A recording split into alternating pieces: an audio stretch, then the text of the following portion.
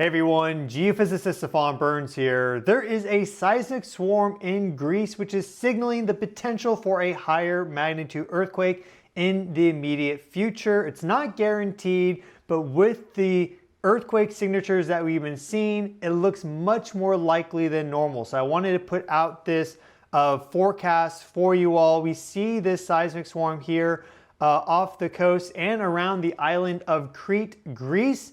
And if we set this here, we see that our strongest earthquake in this sequence is a magnitude 5.8. So that's a pretty significant earthquake, but here is where things start to get a little odd, is that usually if you have an aftershock to an earthquake, it's one magnitude less. So that'd be a 4.8. Now that's not a hard and fast rule, but in general, one magnitude less. Well, we do see this aftershock here, that being about a day later, and that's a magnitude 5 earthquake. Well, we also see a 4.9, another 4.9, a 4.7. So I would put all four of those in that aftershock range. Typically, you just get one aftershock like that. Instead, we have four aftershocks, and they're all slightly higher magnitude than you'd expect, except this 4.7. So that's a bit unusual. And then you add into it all these other magnitude 4 earthquakes that we see here.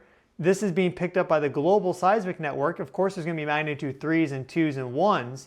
Well, clearly this is a significant swarm. So I think the chance of a magnitude 6.5 or greater earthquake here is quite elevated right now. And we are going into a full moon in just a few days. So right now it is a waxing gibbous moon, and we see a clustering of higher magnitude earthquakes around new moons and full moons because of the increased tidal forces, not only ocean tides, but also earth tides, the vertical displacement of the earth itself. This creates microfractures, and we often get bigger slip and rupture events around these sort of lunar phases. So that is quite significant. We have a long history of big earthquakes here. Island of Crete gets rocked by big ones, and I would not be surprised to see a magnitude 6.5 or 7 pop off in the next month or so as a result of this, though I don't think it's the most likely outcome.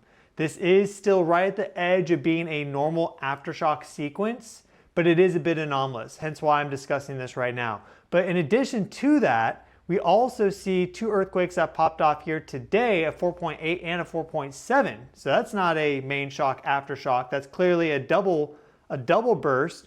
And if we look at our data according to the seismic network in Greece, we see that it's not just those earthquakes, which are here. Here is the 4.7, this other orange dot. They have it as a 4.9 and a 4.7, but we see all these other earthquakes as well.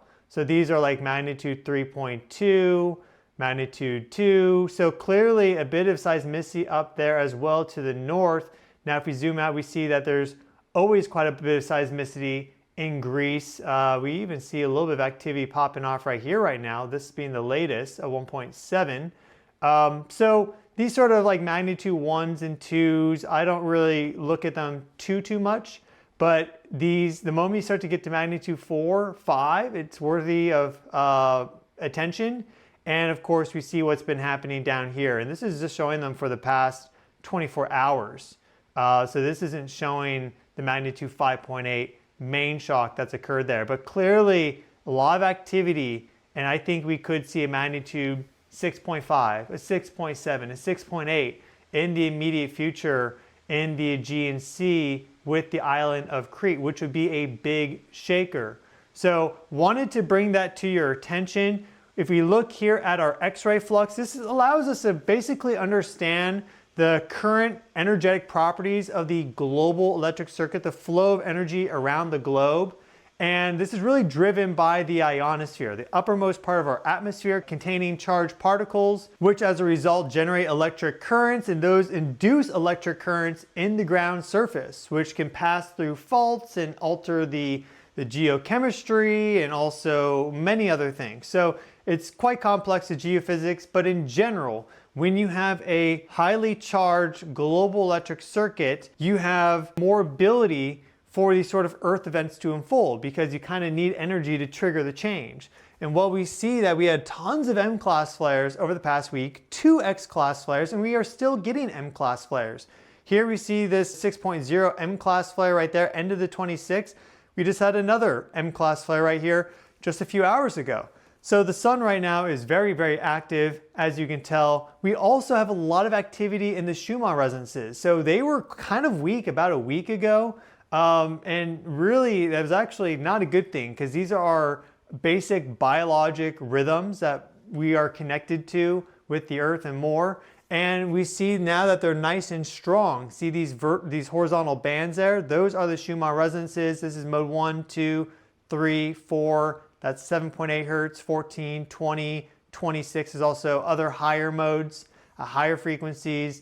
And they have a bit of a frequency range to them. So it's about a 1 hertz band. As you can see, our power legend shows us that green is higher power, higher intensity than these dark blue and indigo colors. So the Schumann resonances are showing up very clearly now as a result of this global electric circuit being more highly charged than it was just a week, 2 weeks ago when we had very low solar activity. We were in the B class zone as it relates to solar flares and X-ray flux. So this is another component of the global electric circuit, one that we directly connect to with our brain waves, our heart rhythms, basic biologic rhythms, and more. Very, very important.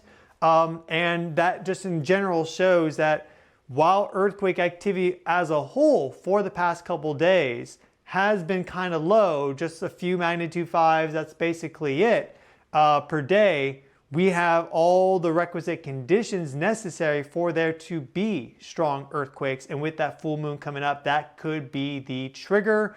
We're likely to see some big seismicity in May as we have this large coronal hole rotate back into view with the new moon.